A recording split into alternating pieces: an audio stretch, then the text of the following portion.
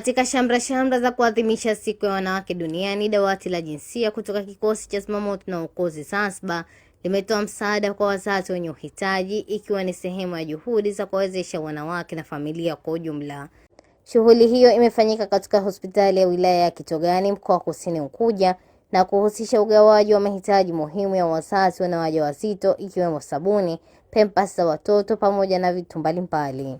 Akizungumza katika hafla hiyo, mkurugenzi wa idara ya maendeleo ya jamii, jinsia na watoto, Siti Abbas Ali, amesema siku ya wanawake duniani ni fursa ya kutambua mchango mkubwa wa wanawake katika jamii na kuwaunga mkono kwa vitendo kwa kutambua juhudi za kina mama katika kulea familia na kuchangia maendeleo ya taifa.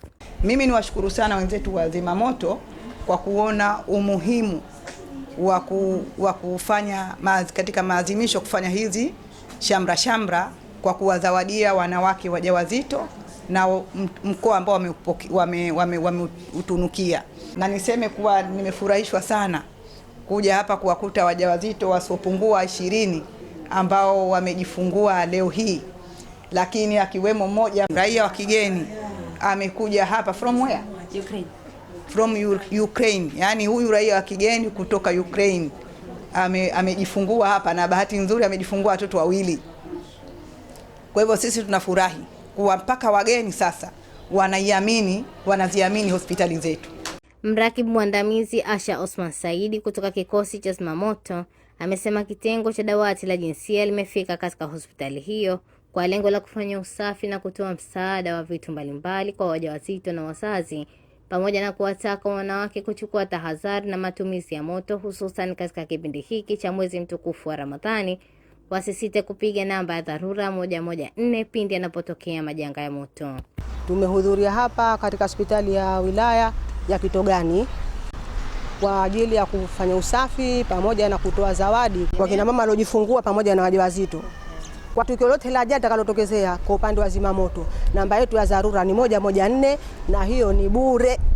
Akizungumza kwa niaba ya daktari wa zamu kitengo cha kina mama hospitali ya wilaya ya Kitogani, Suleiman Khalid Hamis, amesema msaada huo umeleta hamasa kwa wazazi pamoja na wafanyakazi wa hospitali katika utendaji kazi.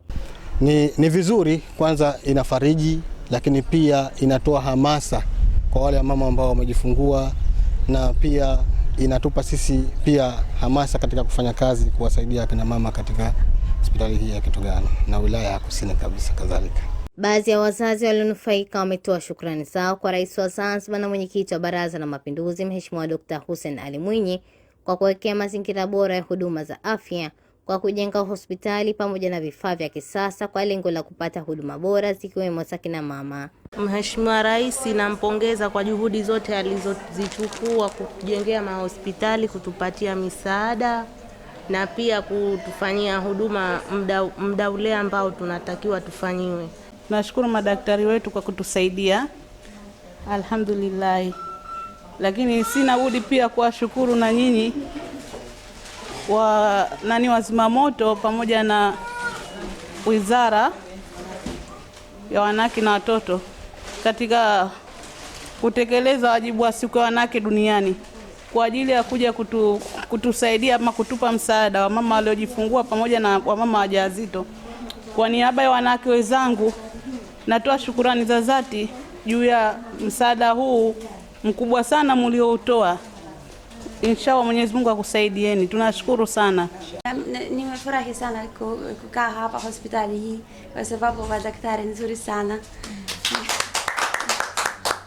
Kupitia hatua hiyo, dawati la jinsia kutoka kikosi cha zimamoto na uokozi Zanzibar limeonyesha mfano bora kwa kuadhimisha siku ya wanawake duniani, ambayo italeta chachu mabadiliko chanya kwa familia na jamii kwa ujumla.